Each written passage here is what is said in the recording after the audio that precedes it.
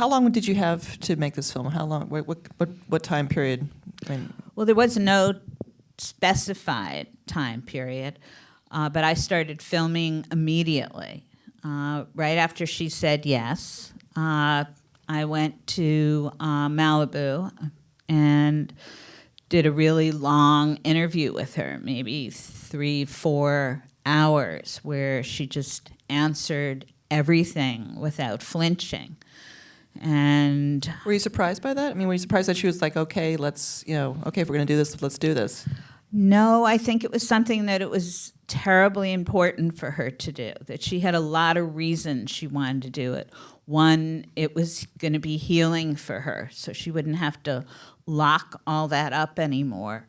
Two, she wanted to do it for her daughters, which were very important because she never really told them about the suicides or about anything else that happened.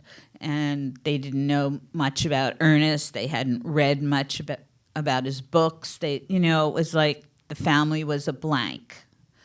And so that was important. And also, too, she's really a social activist. And what she wanted to do was to let people know, listen, if I can make different choices in my life and I can talk about these things, you can too.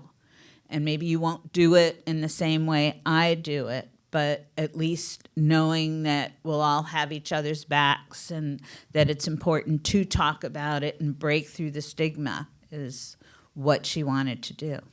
Were you surprised that it was such a blank slate for them? I mean, it's the fact that there was, that the Hemingway, obviously, they know they're Hemingways. They know that they are the Ernest Hemingway family. It's like it's not unusual to know in terms of like the kind of, the fact that Ernest Hemingway committed suicide, the fact that there was like this kind of tabula rasa. No one seems to know, it's like, yes, I'm a Hemingway, and there my curiosity ends. How was that possible?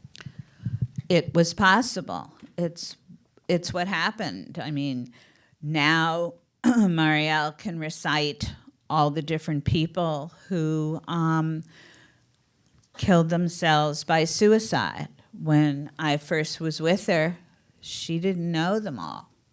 So they just blanked them and they kept them inside and they didn't talk about it. They didn't know who Ernest was. I mean, they knew Ernest was a stupendous writer, that the Hemingway name carried everything, and that he was, a man that was larger than life as far as, being a war journalist, a fisherman, going after women, drinking and partying. But they didn't know about his demons. They didn't know about the things that he held inside, and he didn't talk about it either. And it just went on for 3 or 4 generations like that.